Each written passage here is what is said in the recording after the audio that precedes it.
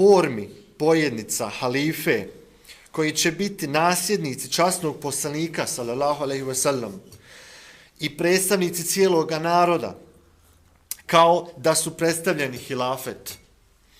Hilafet je u islamu bio uspostavljen u vrijeme časnog Božijeg poslanika, sallallahu alejhi ve sellem, i poslije njegove smrti muslimani su izabrali njegovog prvog nasljednika, Hazreti Abu Bekr, radijallahu anhu. Tako da je islamski hilafet nastavio za neko vrijeme, utoliko kojega se islam proširio, ne samo u Arabiji, već i u svim zemaljima poznatim u to vrijeme. Ali kako je vrijeme prolazilo, muslimani su počeli zaboravljati učenje svoje religije.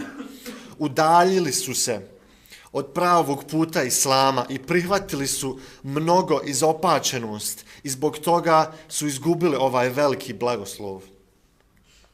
Međutim, pošto je časni Božji poslanik sada jedina uputa čovječanstvu za sva vremena, njegov hilafet je morao postojati u jednoj ili drugoj formi, sve dok postoji svijet.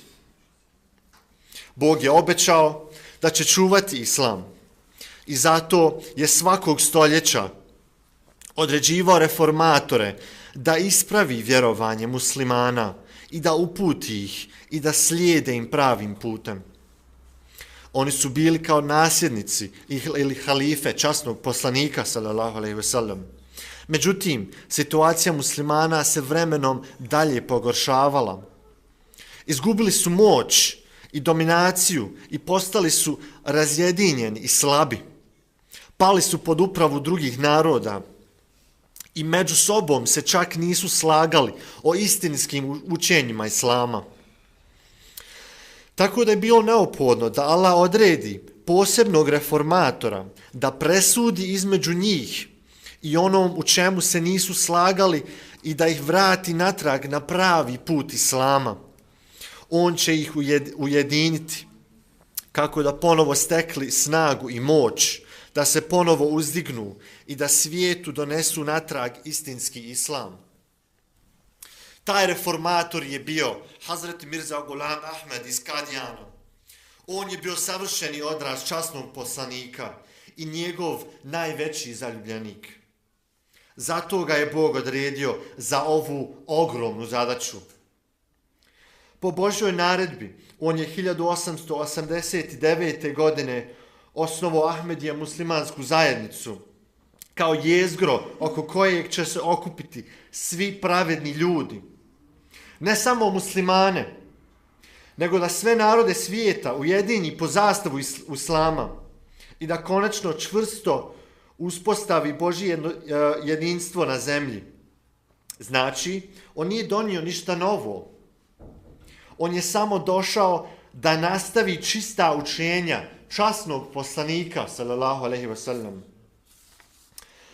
Poslije njegove smrti je osnovana institucija hilafeta, odnosno izabran je halifa, osoba najviših moralnih i duhovnih vrlina, kao predstavnik poslanika i duhovni vođa zajednice muslimana.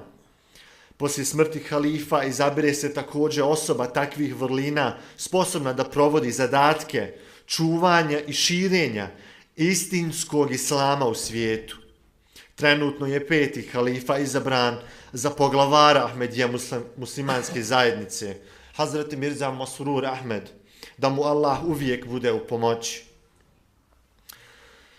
Halife se samo oslanjaju na Allahu i u ispunjavanju svojih velikih odgovornosti ne plaše se nikoga drugog.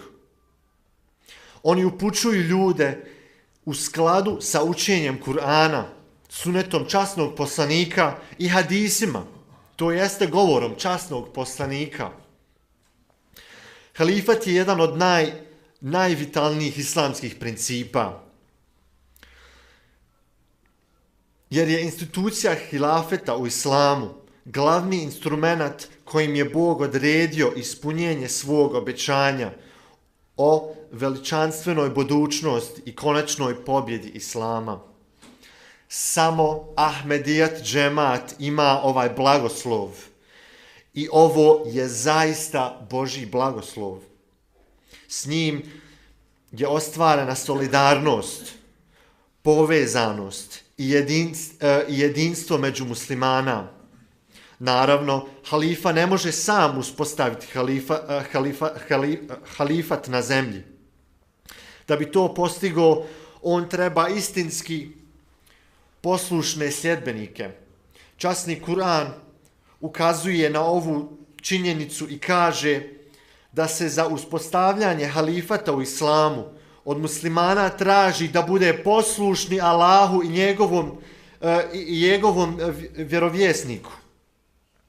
Halifa stoji umjesto poslanika, kao nasljednik poslanika. Njemu mora biti ukazana bezuvjetna poslušnost. Vjernici imaju blizak odnos s njim, kroz pokornosti i služenje. Oni su obavezni da se pokoravaju ne samo njemu lično, nego je isto tako njihova obaveza da slušaju njegove predstavnike i kako god on odredi, ta objava određenje, zadatke i zajednicu. Ovo će ojačati hilafet, ovo će ojačati njihov odnos sa Allahom dželle. Ako svaki musliman ovo uradi, bit će uspostavljeno jedinstvo i povezanost cijele zajednice i ona će ostati snažna cjelina da privlači i da poziva druge da se pridruže u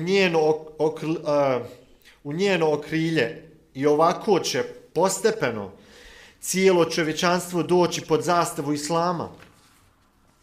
Neposlušnost halifi je ravno nepokornosti Bogu, koji je odredio svog halifu. Časni Kur'an je ovo pojasnio, navodeći priču o Iblisu, to jeste šejtanu, koji je odbio da se pokori Božijem halifi, zapravo Hazreti Adem, alejsalam, koji je Bog odredio kao svog halifi. Znači da će bilo koja osoba koja nije poslušna halifi od Boga ili nekom od njegovih predstavnika postići šejtanske odlike Iblisa. Kraljevstvo i dominacija svijetom bit će darovana sljedbenica istinskog islama i oni će postati vođe svijeta.